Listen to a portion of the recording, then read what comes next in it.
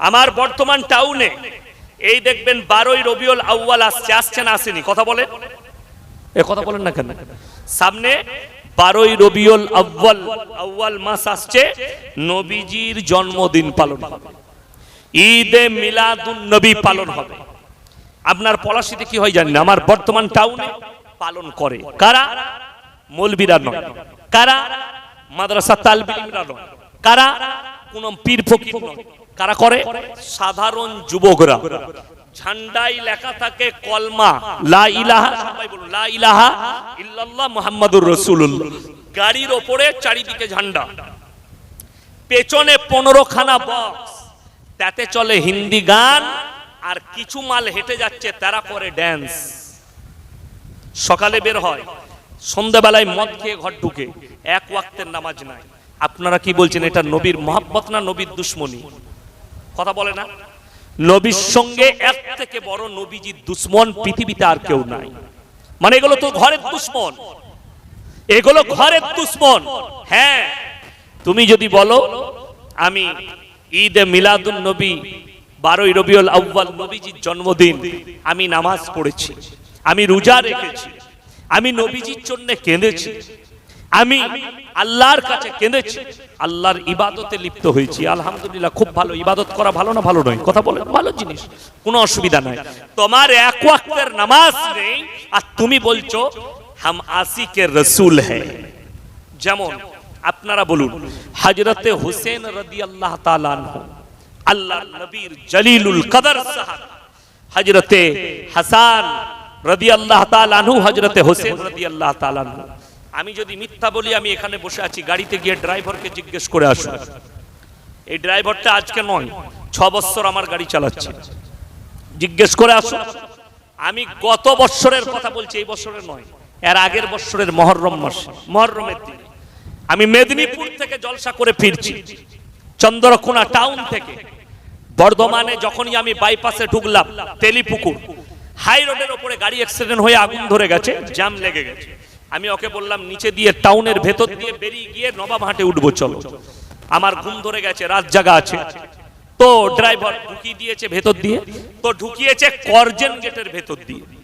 কিছু দূর গিয়ে দেখছি সবাই উদু ড্যান্স চলছে, হিন্দি গান চাপিয়ে। আমাকে বলছে হুজুর, আমি ঘুমটা ভেঙে, কি হলো রে? বলছে হুজুর সামনে দেখুন। আমি, তুই এই দিকে ঢুকিয়ে দিলি কেন? মেনে যেতে হতো। বলে আমি ভুলে ঢুকিয়েছি, মানে গাড়িটা সামনে নিচ, ভেতরে লাইট গুলো জ্বালা। কি বুঝলেন? একজন মদ খেয়েছে, কিন্তু যাতে মাতাল হলো তালটা ঠিক ছিল তার। গাড়ির সামনে ইয়াসিন হুজুরের গাড়িটা পার করিয়ে দে। কি বললেন? ড্যান্স করতে করতে আমরা, আল্লাহর কৃপা হলো, আমাকে চিনতে পেরেছেন, গাড়িটা ভাঙচুর করতো। শুধু তারা নয়, আমাদের মুসলমান যুবতী বোনেরাও আছে, তাদের সাথে একসঙ্গে নাংটার মতো ড্যান্স করছে। হযরতে হোসেন রাদিয়াল্লাহু তাআলা আনহু শহীদ হয়েছে তার জন্য। কেন? আজকে মঞ্জিল মাটি করেছি। কষ্টের বিষয়, মুহররম, আমি আপনাদের এখানে মুহররম হয় নাকি?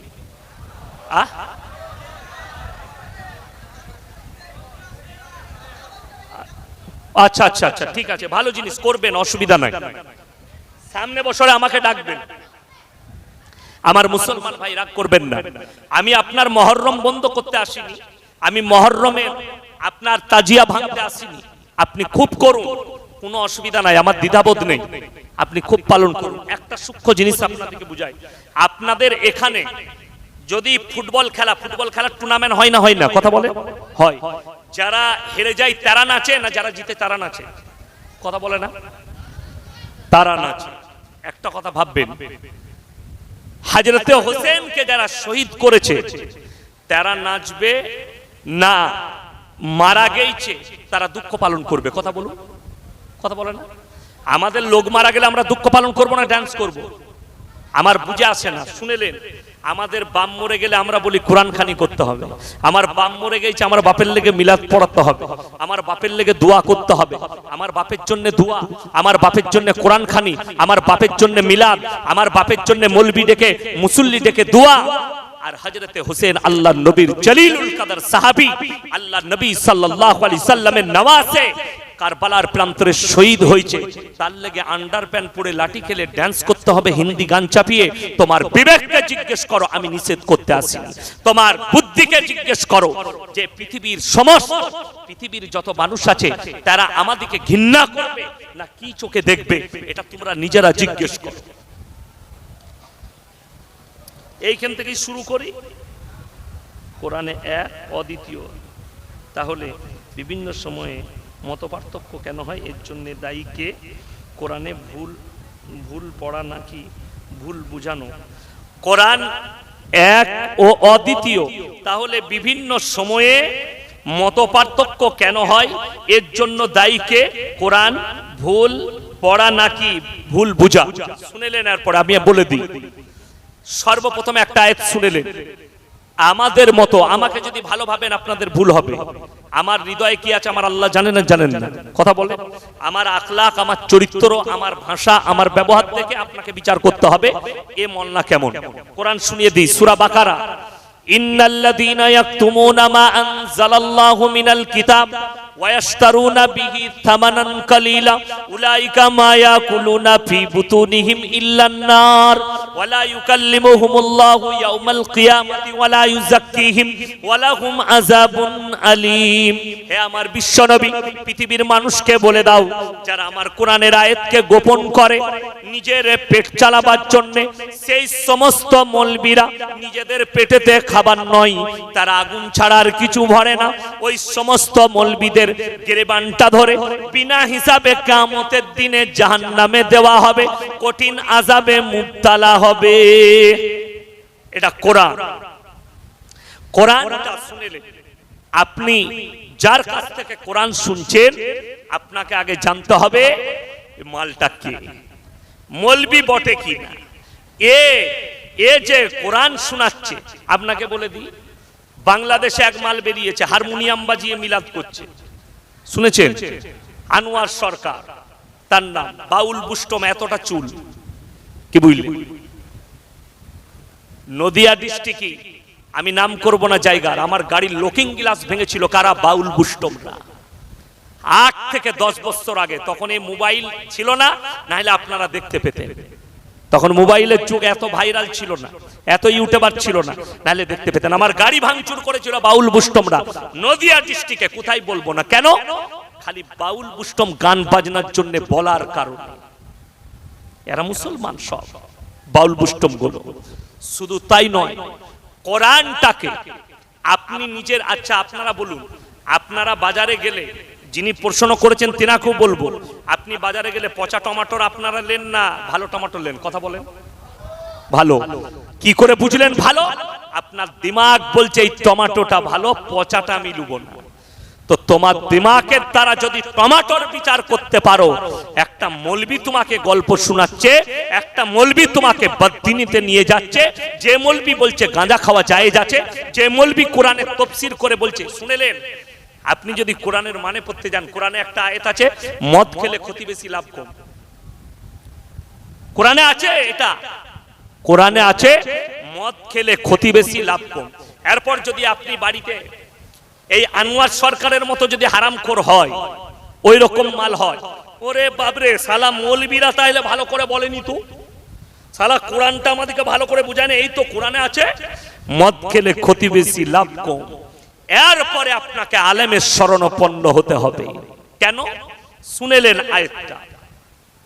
একজন বাড়িতে জামাই এসছে, আপনি ছেলেকে বললেন সকালবেলায় পলাশী বাজারে গিয়ে নাহলে দেবগ্রামে গিয়ে কাতলা মাছ আনবি জামাইয়ের লেগে। কাতলা মাছ আনতে গেছে, তো বাজারে পৌঁছে গেছে, জামাই সকালে উঠে বললে আব্বা আমি কাতলা খাই না, রুই মাছ খাই। ফদ্দই কিন্তু কাতলা মাছ লিখেছে। কি লিখেছে? ফদ্দই কাতলা মাছ। ছেলেকে ফোন করে বললে বাপ ফদ্দই কাতলা লিখেছি, কাতলা লিবি না রুই মাছ লিবি? জামাই রুই খায়। কাতলা মাছ লেখাটা রয়ে গেল, কাজ বাতিল হয়ে গেল, রুই মাছ এসে রান্না হলো। এর নাম হচ্ছে কথাটা রহিত, কাজ বাতিল। কোরআনে আয়াতটা রহিত, তার হুকুম বাতিল হলো কখন? এটা তাফসীরের মধ্যে পাবেন, যখনই আল্লাহ বললেন হে আমার নবী তোমার সাহাবীদিকে বলো তোমাদের জন্য, পরের আয়াতে বললেন মদ স্পর্শ করা হারাম। জোরে বলুন সুবহানাল্লাহ। এটা আপনি পরের চ্যাপ্টারে গেলে এর ব্যাখ্যা বিশ্লেষণে গেলে বুঝতে পারবেন। তখন মদিনার গলিতে বইয়ে দিলে। আর এত মত পার্থক্য আমি আগেই বললাম যে হাদিসে আছে আমার উম্মতরা নবীজি বলেছেন 73টা দলে বিভক্ত হবে। এরপর 73টা দল হলে 73 রকমের তাফসীর হবে না হবে না কথা বলে হবে। আপনার রেহাই নাই। আপনাকে কি বললাম, টমেটো বাঁচার মতো আপনাকে বাঁচতে হবে। আপনাকে বলে দিই, দেখুন ইসলামে গান বাজনা জায়েজ আছে? কথা বলেন হারাম। যদি ইসলামে গান বাজনা হারাম হয় আর মুহররমে যদি হযরতে হোসেনের মৃত্যু দিবসে কেউ যদি ওয়াসে তিনি শহীদ হয়েছেন কারবালার প্রান্তরে, সবথেকে বড় আমি বাংলাদেশে একটা বক্তার বক্তব্য শুনলাম, কি বললেন, গুটকাখোর মৌলবীর বয়ান। কি বলছে, হযরতে হোসেনকে যারা কারবালার প্রান্তরে শহীদ করেছিল তারা সব আলেম হাফেজ ছিল। আমি অবাক হয়ে গেলাম, তারা কোথায় মৌলবি পাস করে এলো? কষ্টের বিষয়। অথচ নবীজি সাল্লাল্লাহু আলাইহি সাল্লাম চলে যাওয়ার 53 বছর পরে কারবালার ঘটনা, কত বললাম 53, বিষাদ সিন্ধু লেখা হয়েছে আরবের মাটিতে 500 বছর পরে আর ভারতের মাটিতে 700 বছর পরে। নবীজি চলে যাওয়া কারবালার ঘটনা 500 বছর পরে। ঘটনাটা সত্য থাকবে না মিথ্যা হবে? বলে দিই, বেঈমানরা ওই জন্য আপনার কোরআনকে গুলাবার জন্য কত কি করেছে শুনেলেন। স্কুলে আমরা পড়তে যাই না স্কুলে যাই। স্কুলের যতগুলো ইতিহাস আর ভূগোল আছে 98% কোরআন বিরোধী কথা লেখা আছে। আপনারা কি বলছেন বলুন? একটা প্রুফ দেবো, দেবো একটা প্রুফ। থ্রির ইতিহাসে, থ্রিতে পড়েছি না পড়ি না, আদিম যুগের ঘটনা পড়েননি? পড়েছেন। সেখানে কি লেখা আছে, বাঁদর থেকে মানুষ তৈরি হয়েছে, ঠিক কি না? আর আল্লাহ বললেন আমি আমার যতগুলো সৃষ্টি আছে আমি উত্তম রূপে মানুষকে সৃষ্টি করেছি। জোরে বলুন সুবহানাল্লাহ। তাইলে ইতিহাসে কোরআন বিরোধী কথা লিখেছে না লেখেনি? ভূগোলে বৈজ্ঞানিকরা বললে পৃথিবীটা ঘুরছে, চন্দ্র সূর্য দাঁড়িয়ে আছে। আর আল্লাহ কোরআনে সূরা ইয়াসিনে বললেন কুল্লু ফি ফালাকি ইয়াসবাহুন, নবমণ্ডলে যা আছে তারা যেন নিজের নিজের কক্ষপথে মানে রাস্তায় চলমান। জোরে বলুন সুবহানাল্লাহ। এরা বললে পৃথিবীটা দাঁড়িয়ে আছে, পৃথিবীটা ঘুরছে। আর আমার আল্লাহ বললেন যে আমি পৃথিবীকে খুঁটো পিটিয়েছি, খুঁটো। জানেন কোরআন আলাম নাজআলিল আরদা মিহাদা ওয়াল জিবালা আওতাদা, পাহাড়গুলোকে খুঁটো গেড়েছি, জমিন তুমি নড়াচড়া করো না। এটা হচ্ছে কোরআন। ওই জন্য এই মতবিরোধ কিয়ামত পর্যন্ত থাকবে, মিটবে না। এটা না কি জায়েজ? এটা কি লিখেছে দেখুন তো, বিড়ি সিগারেট খাওয়া। এটা কি লিখেছে দেখুন, পড়ুন। না কলমা মানে আমি বুঝতে পারলাম না। না কলমা মানে আমি বুঝতে পারলাম না। কি বুঝলেন? বিড়ি সিগারেট খাওয়া মাকরুহ না হারাম? এবার বলে দিই আপনাকে, আমাদের কাছে ফতোয়া নেন হুজুর বিড়ি খাওয়া কি? আমি বললাম বাবা মাকরুহ। হুজুর আপনি খান না কেন? কথাটা আপনাকে ভালো করে বুঝিয়ে দিই। আচ্ছা আমি আপনাদের মসজিদের 1 মিনিটের লেগে ধরলেন ইমাম, আমি যদি সিগারেট খাই আমার পেছনে কমের লোক নামাজ পড়বে? কথা বলেন পড়বে না, বলবে তাড়ি দিয়ে হুজুর সিগারেট খেয়েছে। আমি খেলে হারাম আর তুমি খেলে মাকরুহ কি করে হবে? আর বেশি কিছু বলবো না, তুমি নিজে ভেবে নাও। অনেক জনে শুনেলেন সকালবেলায় পায়খানা করে বিড়ি না খেলে হাগা হয় না। ঠিক বলছি না ভুল বলছি? পায়খানা করে বিড়ি খায়, পায়খানা করে অনেকজন সিগারেট টানে। আচ্ছা আপনি জিজ্ঞেস করুন আপনার ইমামকে হোক, আপনার ভালো জানা মতো মৌলবীকে, পায়খানা ঘরে কথা বলা, যে কোনো জিনিস খাওয়া নিষিদ্ধ, হাদিসে আছে নিষেধ, কথা বলতে পাবে না এবং সেখানে কোনো জিনিস খাওয়া যাবে না। তো আপনি বিড়ি খাবেন কি করে? তাই না? অভ্যাস করে ফেলেছে। এই পাড়ার মেয়েরা মাথায় সিঁদুর পরে, জন্মদিন পালন করে এই সমাজের মায়েরা। দেখুন আমি বলি, যে সমস্ত মেয়েরা সিঁদুর লাগায় তাদের ওই অংশগুলো জাহান্নামের আগুনে যাবে, সম্পূর্ণ হারাম। সিঁদুর শুধু নয়, নেল পালিশ ব্যবহার করা হারাম। যে মেয়েরা নেল পালিশ পায়ের আঙ্গুলে নখে লাগাবে সেই মেয়েরা পবিত্র হবে না, নাপাক থাকবে, অপবিত্র। এবং সিঁদুর ইসলামের জন্য হারাম। আপনি যদি বলেন কি লাগাবো, আপনি রূপোর টিকলি লাগাতে পারেন। টিকলি বুঝেন? টিকলি চুলের সাথে লাগিয়ে দেওয়া হয়, এখানে কপালে ঝুলে, সোনার হোক রূপার হোক, ওটা লাগায়, ওটা ঝুলে, ওটা কিন্তু টাচ করে না। চামড়ায় যেটা সিন্দুর, এটা সম্পূর্ণ হারাম। জন্মদিন পালন করা, আপনাদেরকে বলে দিই, যদি জন্মদিন পালন করা জায়েজ হতো, সব থেকে প্রথমে ইমামরা, আমরা মৌলবীরা করতাম না? কথা বলে, আমরা আমাদের বেটা বেটির জন্মদিন পালন করি না, আপনারা কি করে করবেন? হ্যাঁ, তাই না? আচ্ছা আপনারা বলুন, কোরআনে আছে, মায়েরা শুনেলেন, যারা জন্মদিন পালন করেন, গায়রিল মাগজুবি আলাইহিম ওয়ালাদ দাল্লিন। মাগজুম মানে ইহুদি, আর দাল্লিন মানে নাসারা। এই দুটো দলই পদভ্রষ্ট, এবং এদের যারা অনুসারী হবে তারাও পদভ্রষ্ট। আমার মুসলমান ভাই, এই জায়গাগুলো থেকে আপনারা বাঁচুন। জন্মদিন, একজন আমাকে প্রশ্ন করেছিল যে ছেলের জন্মদিনে মনে করছি যে 2 রাকাত নামাজ পড়বার, একটা রোজা রাখবো, এটাও চলবে না, এটাও চলবে না। জন্মদিন হিসাব নিয়ে আপনি কি করতে পারেন? আমি এমনি রোজা রাখবো, আমি আমার ছেলের জন্য রোজা রাখবো, ছেলের জন্য একটা গরু কুরবানি করে গরিব এতিমকে খাওয়াবো, আমার ছেলের নামে সদকা করে এতিম মিসকিনকে খাওয়াবো, জায়েজ আছে, কোনো অসুবিধা নাই। কিন্তু জন্মদিন উপলক্ষে রোজা রাখবো, জন্মদিন উপলক্ষে লোককে খানা খাওয়াবো, সেটা ইহুদি নাসারাদের কালচার, ইসলামের নয়। আমার নবীজি সাল্লাল্লাহু আলাইহি সাল্লামের কালচার নয়। অনেক মোল্লারা তাবিজ দেয়, সেই ইমামের পেছনে সালাত আদায় করা যাবে কি? সেই ইমামকে জিজ্ঞেস করবে। কি বুঝলেন? মরহুম মুহররম কারবালার উৎসবে তাজিয়া তৈরি করার জন্য রাস্তা অবরোধ করে টাকা, শুনেলেন? আমি বলে দিই, শুধু এটা নয়, কেউ যদি জলসার জন্য জোরপূর্বক চাঁদা নেয়, অপরাধ। ইসলামে জোরপূর্বক চাঁদা জায়েজ নাই। গাড়ি আটকিয়ে ধর্ম পালন করতে ইসলাম বলেনি। আচ্ছা আপনারা বলুন, মসজিদ তৈরি করলে কি করে চাঁদা নিয়ে করেন তো নাকি? কোথায় গাড়ি আটকিয়ে? হাই রোডে চলবে? গাড়ি আটকিয়ে চলবে না। তুমি যদি আল্লাহকে ভালোবাসো, নবীকে ভালোবাসো, তোমার টাকা খরচ করে করো। বুঝতে পেরেছেন না? পারেন? ইফতারি, গায়ের লোক সবাই ইফতারি করবো, তাহলে চ গাড়ি আটকিয়ে চাঁদা তুলিগা দিয়ে ইফতারি করবো, ওটাও তো একটা ধর্ম পালন। রোজাটা ধর্ম পালন নয়, আল্লাহর ইবাদত। শুনেলেন? মুহররম তোমাকে গাড়ি আটকে, যদি জলসা করার পয়সা না থাকে জলসা করবেন না, কিন্তু গাড়ি আটকে চাঁদা তুলবেন না, জোরপূর্বক। আপনার আর একটা অমুসলিমের পার্থক্য কি রইল? কথাটা বুঝতে পারেন?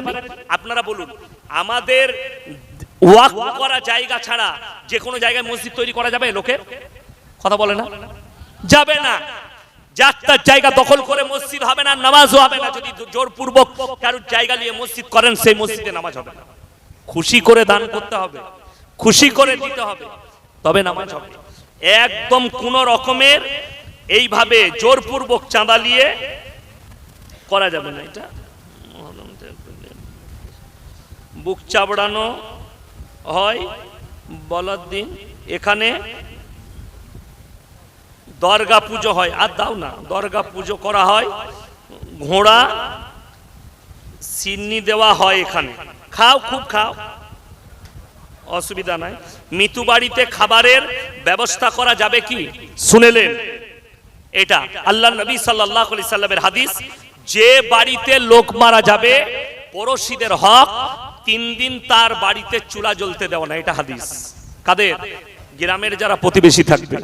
যদি মাইয়াত বাড়িতে খানা রান্না হয়, সেই খানাটা খাওয়া জায়েজ নাই। 4 দিনে বা 40-এ করা যাবে। মৃত ব্যক্তির উদ্দেশ্যে যদি কোনো খাবার খাওয়ানো হয়, সেটা কি সবার জন্য খাওয়া হবে? শুনেলেন? একমাত্র যদি কোনো মৃত ব্যক্তির উদ্দেশ্য করে খানা খাওয়ায়, এতিম আর মিসকিনরা খেতে পাবে। যদি গ্রামে না থাকে, কোনো মাদ্রাসায় এতিম মিসকিন খুঁজে দিয়ে আসুন, ভালো। আর সবথেকে ভালো যদি বলেন আপনি সলিউশন দেন, আমি একটা সলিউশন দেবো, লিবেন? আর হ্যাঁ না না বলুন। হ্যাঁ যদি লেন, তাহলে শুনেলেন, বাপের জন্য মিলাদে 40,000 খানায় খরচ করবেন, 20,000 কোন মাদ্রাসার বিল্ডিং এ দেন, 20,000 নিজের মসজিদে সদকায়ে জারিয়া, কিয়ামত পর্যন্ত আপনার বাবা নেকি পাবে। ও মিলাদ ফিলাদ করতে হবে না। 4 দিনে ইসলামে নাই, 40-এ ইসলামে নেই। আপনি দোয়া সব সময় করতে পারেন, বাপের জন্য দোয়া করা যায় না, যায় না? আপনি বাড়িতে আছেন, নামাজ পড়লেন, আসরের নামাজের পরে একটু মনে হলো মসজিদে সবাই চলে গেল, আপনি বললেন আল্লাহ আমার আব্বাকে জান্নাতি করে দাও, দোয়া করতে পারেন, কোনো অসুবিধা নেই। আপনি বাড়িতে করতে পারেন, ফজরে করতে পারেন, রমজানে করতে পারেন, কিন্তু 40 দিনই মেহফিল করতে হবে, এটা বেদাত। মানা না মানা আপনার ইচ্ছা। আমি আমার কথা বললাম, কি বুঝলেন? তারপরে হ্যাঁ কি আছে এখানে, মহরমে লাঠি খেলা কবার বলবো, কি বুঝলেন? এটা কি হুজুর আমাদের গ্রামে বউয়ের বাচ্চা হলে হিজড়া এসে বাচ্চাদের নাচানোর আগে আসে এবং অনেক টাকা দাবি করে, টাকা না দিলে গালিগালাজ করে, বাচ্চাদের নাচানো এটা কি ইসলাম সম্মত? শুনেন বলে দিই, একদম ইসলাম সম্মত নয়। হিজড়াদের একটা ভারতবর্ষে আইন আছে যে বাপ মায়ের কাছ থেকে সে কোনো সম্পত্তি পাবে না, বঞ্চিত। অর্থাৎ সরকার তাদেরকে একটা অধিকার দিয়েছে যার তার কাছে ওরা চেয়ে খেতে পারে। তো আপনার বাড়িতে বাচ্চা হয়েছে, আপনি তাকে বলবেন নাচা ফাচা আমাদের ইসলামে নেই, আপনি এসছেন 500 টাকা 1000 টাকা রাখো, তুমি চলে যাও। যদি বলে 20,000 25,000 লাগবে, তো তাকে বলবেন হাওয়া খাও। বুঝতে পেরেছেন না? পারেন না, অসহায় দিবেন। একটা গরিবকে আপনার যদি মনে হয় আপনি 5,000 দিতে পারবেন, আপনি 5,000 দেন, কিন্তু নাচিয়ে নয়, নেচে নয়, গেয়ে নয়, ছেলেকে তার কোলে দিয়ে নয়, যে তার কোলে দিলে মঙ্গল হবে, অনেক মায়েরা মনে করে, একদম নাজায়েজ কথা, ইসলামিক কালচার, এটা বলা যাবে না যে তার কোলে দিলে মঙ্গল হবে না। মঙ্গল অমঙ্গল কার হাতে? সকলে বলুন, আল্লাহর হাতে। দিলেও মঙ্গল হতে পারে, না দিলেও মঙ্গল হতে পারে। এটা ভাবাটা একদম কঠিন গুনার কাজ। আপনি টাকা দিতে পারেন, তারা অসহায়, আপনি যে কোনো অসহায়কে টাকা দিতে পারেন। বাংলাদেশ সরকার বলছে পুলিশদেরকে দাড়ি রাখলে চাকরি থাকবে না, আপনি কি বলবেন? আমি কিছু বলবো না। বেঈমান বেঈমানি হয়, কি আছে, কি বুঝলেন? বেঈমানে শুনেলেন, আপনারা মনে করছেন ভারতে অনেক ছেলে মিলিটারি চাকরি করে, পুলিশের চাকরি করে, করে না? করে না? করে। এই দেশটা হচ্ছে আহলে হারাম। আমরা যে দেশে বাস করছি এটার নাম হচ্ছে হিন্দুস্তান, ঠিক কি না? আমাদের সরকার ইসলামী রাষ্ট্র মেনে চলে না, নিজের হিন্দুস্তানের রাষ্ট্র কথা বলে, হিন্দু রাষ্ট্র আমাদের দেশটা। আমরা সেই দেশে সংখ্যালঘু ভারতের, ঠিক কি না? আমাদের দেশের মুসলমানকে যদি বাধ্য করে যে তোমাকে মিলিটারি কিংবা পুলিশের চাকরি করলে দাড়ি রাখতে পাবে না, নামাজ পড়তে পাবে, তখন এই মুসলমান ভারতের মুসলমানের জন্য জায়েজ আছে। আর যেখানে মুসলিম রাষ্ট্র হবে সেখানে রাষ্ট্রপ্রধান যদি দাড়ি রাখতে না দেয়, নামাজ পড়তে না দেয়, কিয়ামতের দিনে তাকে জাহান্নামের উত্তর অধিকারী হতে হবে, তার ঈমান চলে যাবে। ওই জন্যে সব সময় অনেকজন মনে করেন না আরবে এটা হয়, আমাদের দেশে হয় না কেন? ওই জন্য আরব আমিরাত মুসলিম রাষ্ট্র এবং হিন্দু রাষ্ট্র দুটোর মধ্যে পার্থক্য আছে। আমরা হিন্দুস্তানে বাস করছি, তবে একটা জিনিস মাথায় রাখবেন, যেগুলো একদম খুবই গুরুত্বপূর্ণ, যেগুলোর দ্বারা ঈমান চলে যাবে, সেইগুলো থেকে আমাদের মৃত্যু এলেও সরব না। জোরে বলুন ইনশাআল্লাহ। হ্যাঁ, দাড়িটা কেটে দিলে বাধ্যতামূলক সরকার যদি কাটা করায়, কেউ বেঈমান হয়ে যাবে না। বুঝতে পেরেছেন না? পারেন না? কথাটা বুঝতে পারেননি?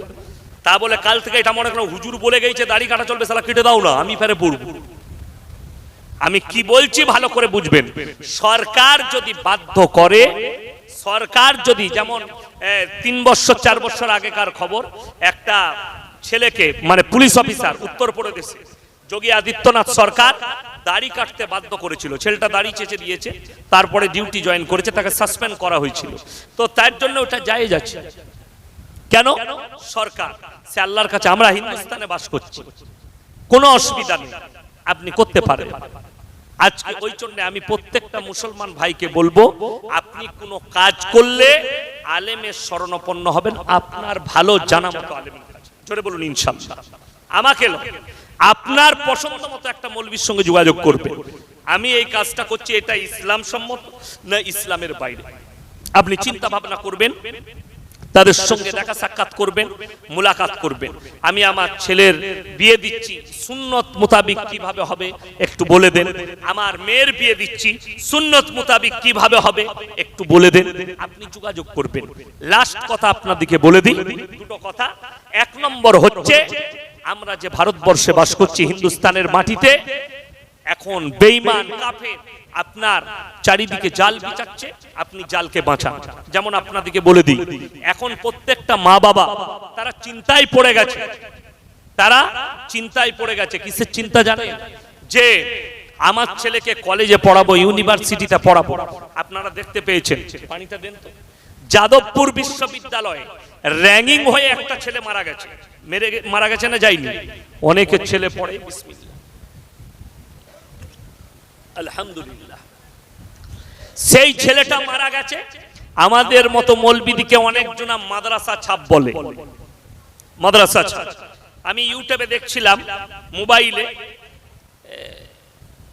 নাজিয়া ইলাহি খান না কি নাম আছে একটা মেয়ে, কি বুঝলেন, হিন্দি ভাষী মেয়ে, ভাঙা ভাঙা বাংলা বলে।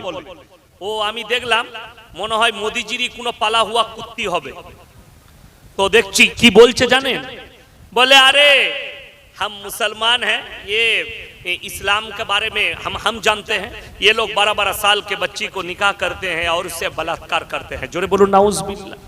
আপনারা দেখেছেন পার্লামেন্টে আমাদের মোদিজি দুঃখের সঙ্গে বলেছেন যে हमारे देश के मुसलमान बेटियों के साथ बड़ा अत्याचार होता है। দেশের প্রধানমন্ত্রী বলেছেন। আমি খুব দুঃখ কোথায় আমরা মৌলবীরা পেয়েছি জানেন? যারা মাদ্রাসা ছাপ বলছেন শুনেলেন, একটা শিক্ষিত পার্লামেন্টে অতগুলো মেম্বার আছে, এমপি, বিরোধী পক্ষ বিপক্ষ আছে, কেউ একবারও প্রশ্ন করলো না, স্যার देश के प्रधानमंत्री जी हैं आप कह रहे हैं कि मुसलमान अपने बीवी को तलाक देके उस पर अत्याचार करते हैं, मुसलमान 4-4 शादियां करते हैं और अपने बीवी पर अत्याचार करते हैं, तो मोदी जी आपका बीवी कहां पर है? কথাটা বুঝতে পারেন? আপনারা জানেন মোদিজির বউ আছে না নাই? কথা বলেন, কে বললে নাই? বউ আছে, বউকে ঘরে লাই না। ও হো হো হো, নিজের বউয়ের ঠিক নাই, আমাকে বলছে হুজুর আপনার বউ কোথায়?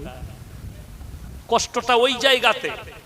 अरे आप हमारे देश के प्राइम मिनिस्टर है, आपको हम सम्मान करते हैं, रिस्पेक्ट करते हैं, लेकिन हम तो विदेश में जाएंगे तो हम कहेंगे कि हमारे देश का पहला लेडी কি বলেন, আমেরিকা থেকে এসেছে জো বাইডেন, G20 মিটিং চলছে, এসে যখন নেমেছে দেখাচ্ছে, মিডিয়ারাই দেখাচ্ছে আমেরিকা কা ফার্স্ট লেডি মানে কি জানেন? আমেরিকার প্রেসিডেন্টের বউ।